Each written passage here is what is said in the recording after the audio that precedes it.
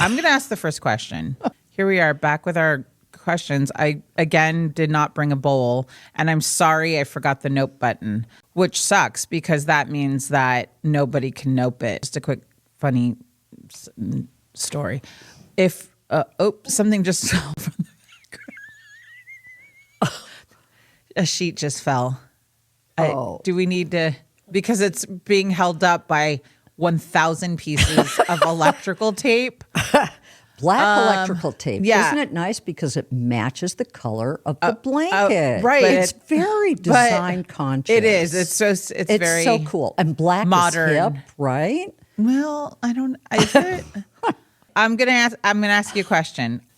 If you could swap lives with your partner for a day, Dr. Julie G, what's the first thing you'd do? I would. Oh God, it would feel so great.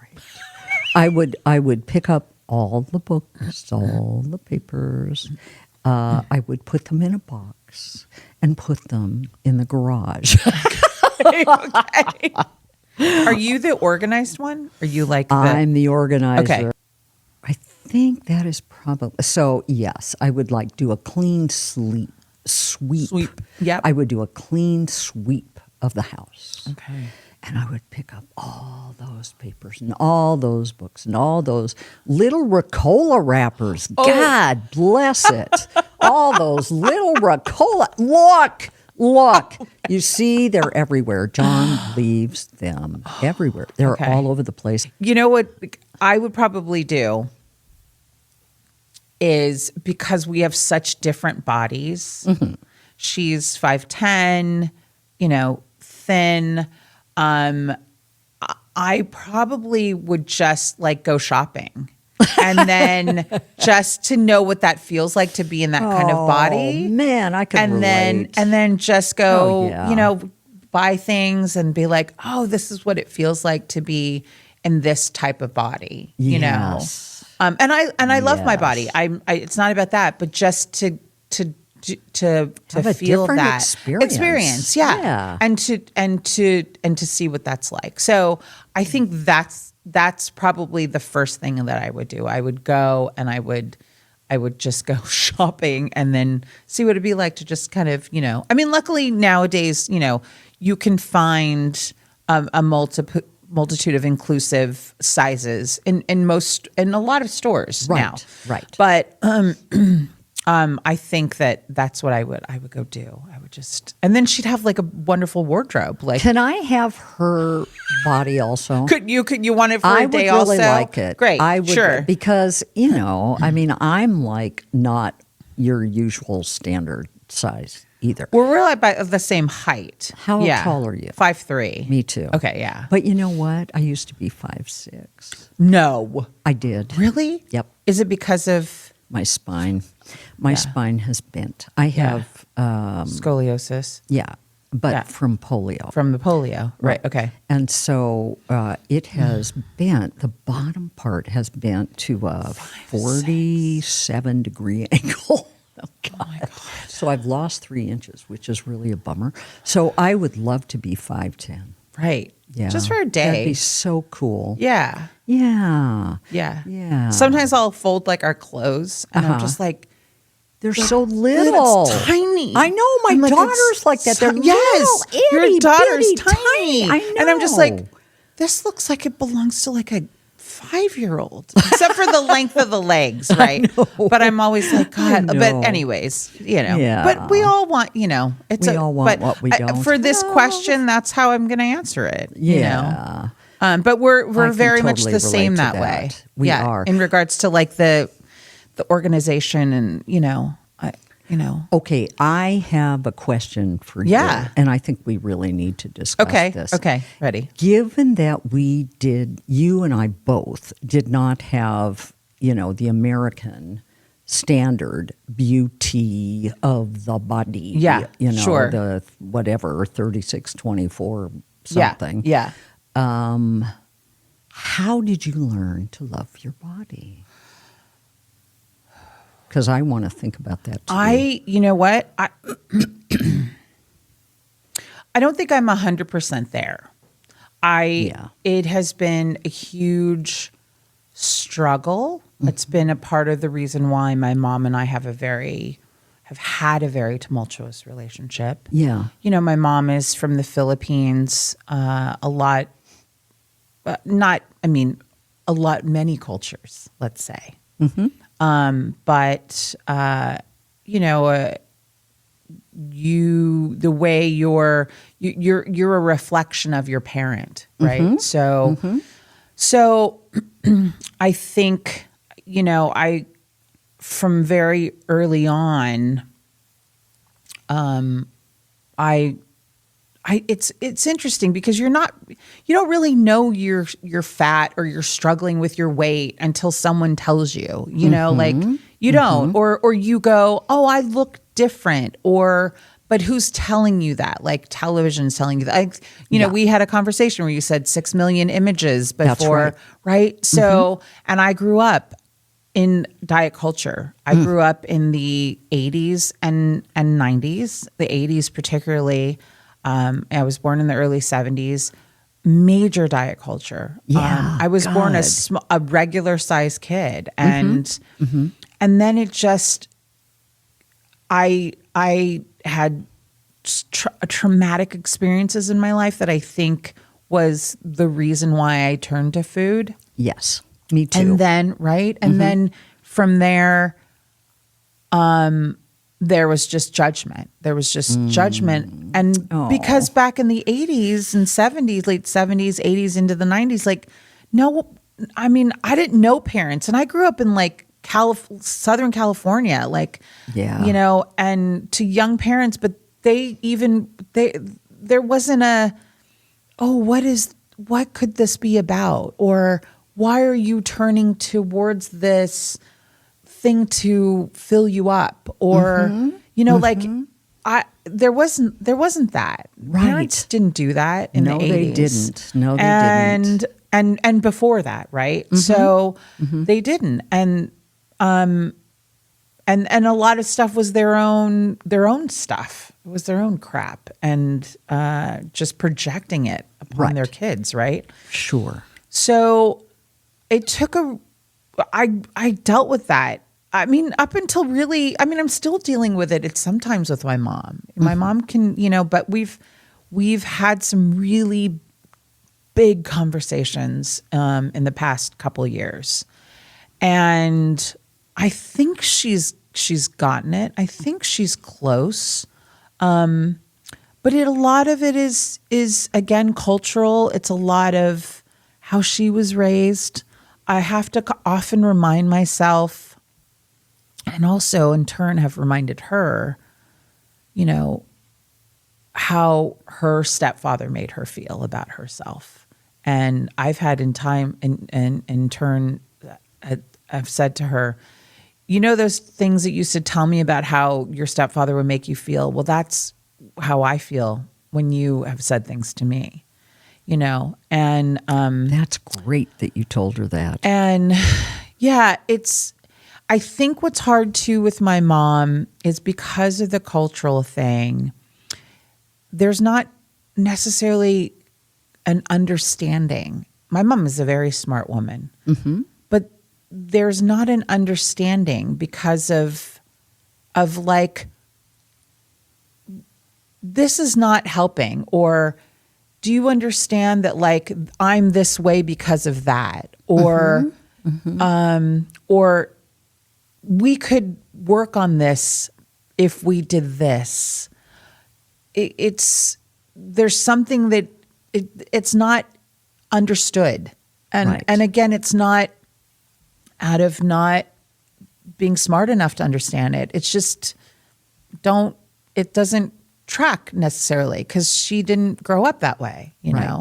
Right. And so I have had to, I think that time, but I think that the state of our, I will say country, not our world, but our country, has helped change the way we look at fat people. And I at some point, in probably the last 5 years have been, I wouldn't say an advocate, but because I don't think I've done enough in that way, but I have, I've said to myself, this is the body that I'm in, and I can be in it and feel it and accept it, or or I can't, like I can be mean and awful to myself, or I could do that and go down that road. But I feel like I only went down those roads because I was kind of turned that way. Like I was told that, and once I got past that, once I got old enough to kind of go, I don't need to hear that, or I don't need to believe that, or I don't need to accept that from your bad behavior. Then I could go, hey, this is who I am. So right now, just as me, without anybody else, this is who I am. And so how does that feel? And there are times now where I go, I don't need to be, I'm kind of shifting this a little bit. I don't need to be 5'10" and thin. What I do need to be is what I want to be is feel good in my body. Yes. What I want to do is feel strong. Right. So how do I do that? Yes. So it doesn't matter to me. Like, I don't have like, I mean, I take that back. I still struggle. I'm still me. And I still have those times where I was like, okay, the goal is this, but I'm not doing it anymore in that way of like, you got to do it. We got to get there, and you got to try to be this many pounds and this and this and this because everyone else is telling you and society is telling you. But I can now go, this is what I want for myself because I know it feels better. I know I feel stronger. I know if I eat this for my body, this feels good. It may not for somebody else's body. I know that when I drink this amount of water, I feel better. I know, those things. And I do, I love science in this way. I do like to understand things about the body and how we work and why we feel the way we feel. And I also believe a lot about dis-ease. Yes. So I do think that like things like therapy are really important because I think if we don't allow ourselves to express, to talk, to share, to be in community, to do these things, that anything that we've held on to, specifically our trauma, that it will turn into eventually disease. Yes. And I don't want that.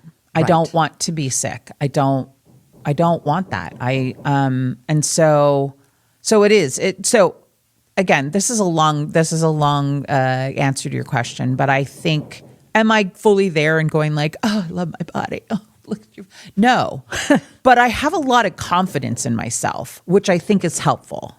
And I'm very secure in who I am as a person. Oh, Very I love secure. It. I love it. And so that helps me go, okay, this is a part of you. Again, I said I can compartmentalize really well. So this is a part of you. And what can you do? Or what is it that you're working towards in this minute, in this hour, to feel better, I guess. Right. About my body, in my body. Yeah. Yeah. Yeah. Oh, I love it. I love it. I think we may have grown up in the same family. Yeah. So my mother looked like Grace Kelly. And for those of you who don't know who Grace Kelly was blonde, blue-eyed, perfect, figure and all that stuff. And my mother was like that too. That's how my mother looked. She really believed that her only value was that beauty of hers. And so almost every single day when I was growing up, she would tell me a story about how somebody at the grocery store saw her. Her name was Selma. And they would say to her, "Selma, you look so fabulous. How do you do it?" And she would tell me stories like that almost every single day. Okay, so I'm looking at myself, right? Compared to her, I look nothing like her. And so I think to myself, I've got to be ugly. If everybody is saying she's beautiful, well, I don't fit that at all. So that was one thing. I really thought I was ugly. Secondly, my parents would have arguments about who I resembled. But what they would do is they would attribute parts of my body to the other person's family. She has legs like your mother. No, she doesn't. She's got legs like blah, blah, blah. So they would kind of dissect my body and they would disown those parts of my body. They didn't want to see somehow parts of my body, which they judged as imperfect, highly imperfect, as mirrors of themselves. So they would attribute those parts of my body to somebody else. And they would do that in front of me. Then I had an older brother who was 7 years older than me, and God bless him, he was very traumatized himself and pretty badly rejected by my mom. And so he needed to take that out on somebody, and I was the somebody. So he would call me Fatty. That was my nickname. And he called me that throughout my childhood. So my mom, oh God. So my mom said I was pleasantly plump. Okie dokie. So we all knew what that meant. So I grew up just hating my body, just hating it.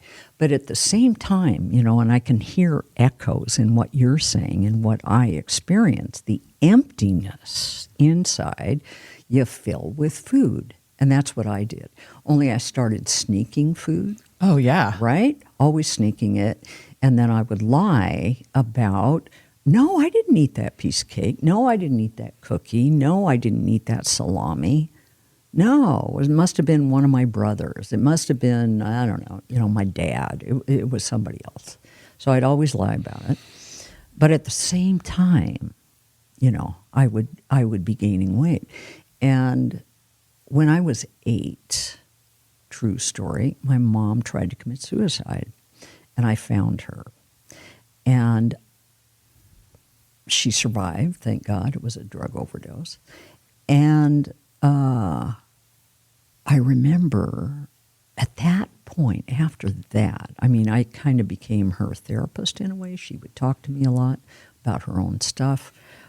But I started eating like compulsively, man. I just needed to eat. I was terrified, right, of what was happening and the trauma in the family and mom being so fragile. And so I numbed my fear and my pain with food. So, I really fit that stereotype that you're describing, where your mom, with whatever she grew up with, whatever pain she grew up with, and my dad too to some degree, would reinforce the fact that we were imperfect, that they didn't like the way we looked, that they reminded us of that all the time. And so did the whole culture. So did all the peers. So did all the, high school kids, et cetera, et cetera.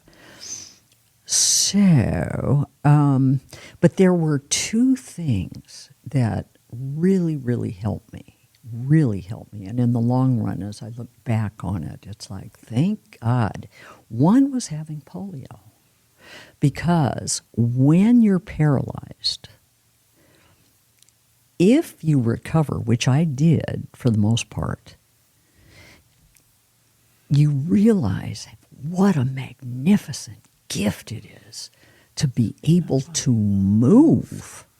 You've got muscle, you've got power in your legs, and your legs can now walk. Your legs can climb. There it is again. Your legs can ski. Your legs can swim. Your legs can hike. Your legs can run. I mean, wow, what a gift. That, okay, so I don't look the way I should, or whatever, what culture tells me I should look like, but man, I've got power. I've got power in those muscles, and those muscles are such a gift, which you only realize when you don't have them, when they're gone, which is what I had in my leg. Yeah. So that was one thing, that I could focus in on the function, on what my legs could do, even though I thought they were incredibly ugly. Wasn't as important as being able to move. Now, the second thing that was a mind blower, just a mind blower, I told you I lived in India, right? Yeah. Okay. So this is in 1977, 78, okay, before India had really become westernized. So in India, they had these huge billboards, gigantic billboards. I mean, I don't know, they were probably like 60 feet wide and, 40 feet tall or something. They were just gigantic. They were like buildings. Advertising movies with movie stars. And you know how Indian women will dress with, what do they call those? Crop tops. Yeah. No, yeah. crop tops, right? Yes. So crop tops and then, a flowing skirt or something. Yes. Guess what? They had rolls of fat in that abdomen of theirs. And that was considered gorgeous and beautiful. Now, why would that be? Because people were starving in India. They were skeletal in India. So if you were demonstrating that you had rolls of fat, that meant you were fabulous, you were beautiful, you were different than the norm, you were successful, you were rich. It had all those crazy meanings to it. It was beautiful. And as a matter of fact, in this country, America, back in, I don't know what, maybe the late 1800s, portly, quote unquote, was beautiful. That was considered beautiful. Not twigs, but tree trunks. Yay, I want to be a tree trunk. So, that really made a difference in, wait a minute, what the heck? I thought the whole world wanted me to look thin. Yeah. Oh, I guess not. I guess there are different standards of beauty depending on where you are and what the norm is in your culture and how you compare to that norm, blah, blah, blah. But the important thing, not everybody thinks you got to be skinny. Yeah. Not everybody. Sometimes not being skinny is considered beautiful. What a concept. It's like, really? Yeah. God, I think I'll move to India, which I did for a year. Right. Not for that reason, obviously. Yeah. But, so I held on to that, that this is a cultural norm. And especially in the 80s, God, man, I'm so sad that you had that. Of course, I did too, but you had it in those really early formative years. Yeah. Thanks. Yeah. And but we're still all plagued with that stuff, right? Oh, yeah. We're still plagued with it. Yeah. And, the other thing that I wanted to point out is that as little kids, we don't know what our value is. We have no idea. So we learn what our value is in all kinds of ways through the mirroring in our parents' eyes. That's how we know. Are we lovable? Are we beautiful? Are we worthy? Are we disgusting? Should we hide? Should we camouflage? Oh my God, camouflage. I got so good at camouflaging the shape of my body. Yes. So, right? Remember that? Still do. Me too. I was just going to say, I still do. I still want, if I'm going to go see my mom, I still am like, is this the outfit I want to wear? Yeah, right. Right. Yeah, I mean, my parents have both passed, but Yeah. I remember But, that feeling, man. Yeah. It's like, okay, what's going to make me look the thinnest? Yes. Oh, I hate know. that. It's that internal voice that we still carry from childhood. And it's like those internal voices don't disappear. But what we have to do is we have to build a parallel voice inside ourselves that is self-affirming. And that says, you're beautiful, you're beautiful, you're beautiful, just the way you are. Yeah. Man, is that hard to do, right? Especially as a woman. Yeah. It's incredibly hard. It is. I wonder if it's as hard for men. I don't know. I think it's becoming so, unfortunately, because there's more and more male anorexics out there who are really, really suffering from body image stuff, and they're starving themselves just like women do.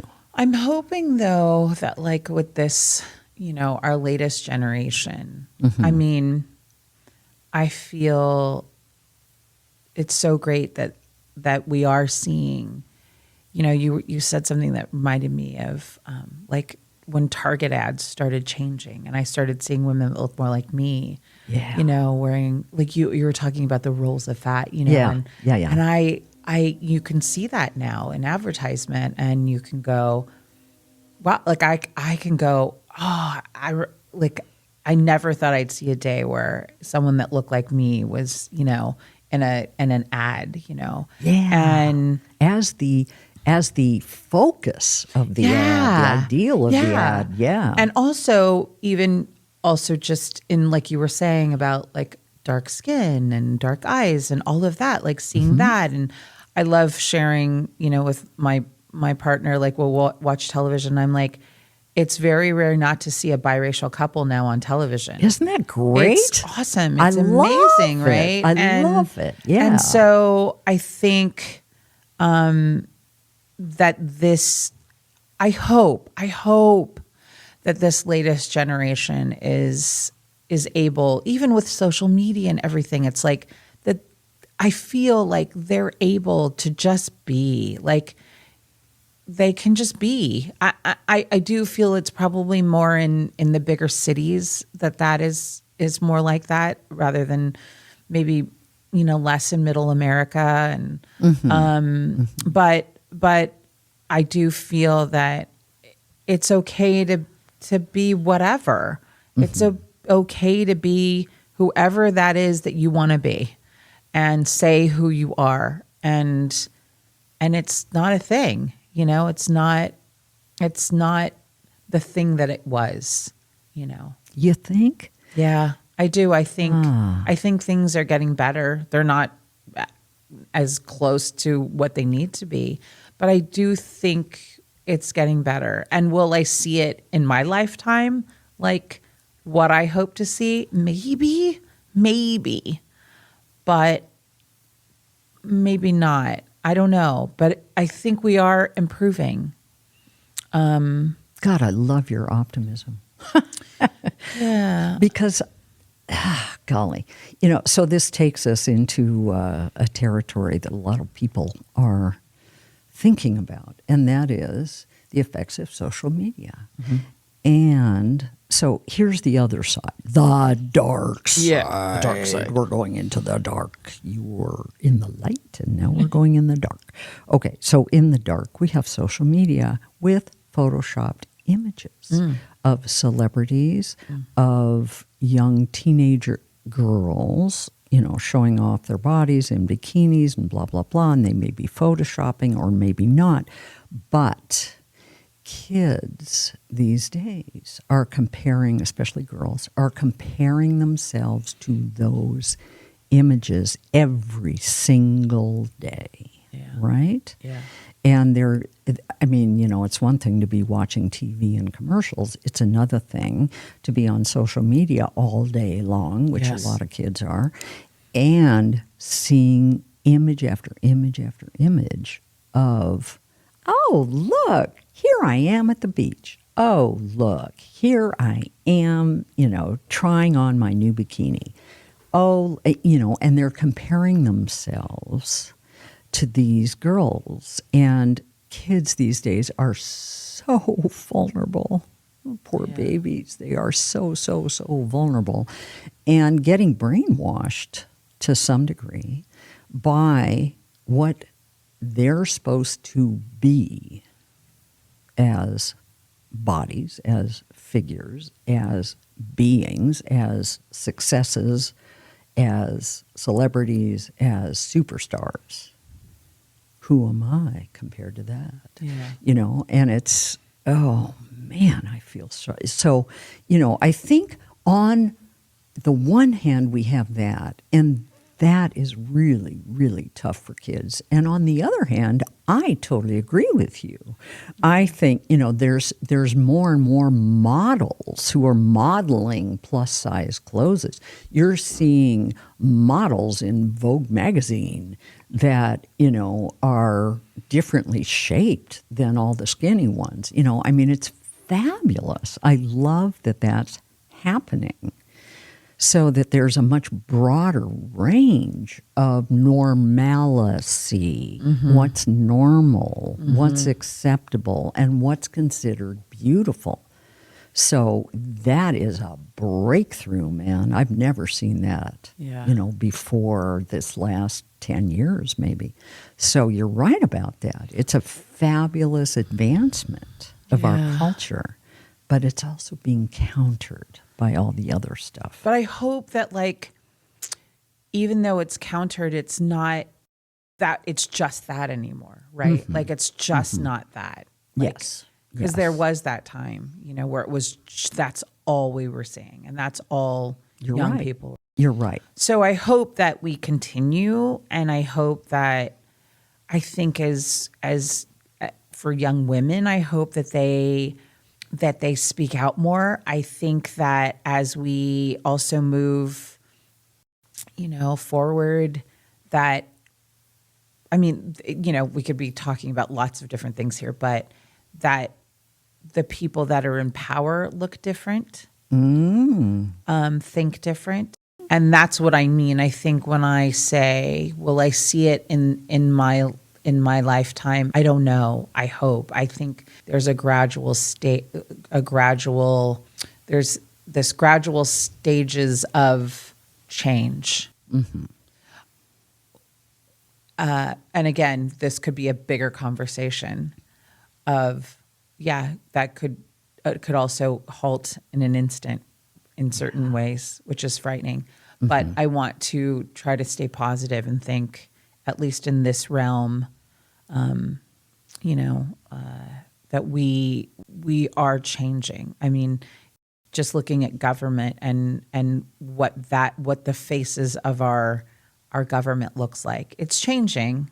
It's changing slowly. It's changing. I love your optimism. I love that. I love that. And can I say that I think you're beautiful? Thank you. And I think you're beautiful. Aww. And I'm happy to share these experiences. I'm happy that we're sharing these experiences with each other. Me too. Me too.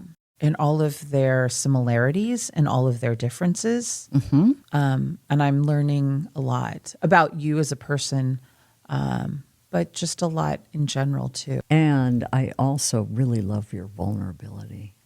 God, it's beautiful to see. Thanks. I really appreciate your having enough trust and courage to be vulnerable. Absolutely. It's beautiful. Thanks. Thanks. You're welcome.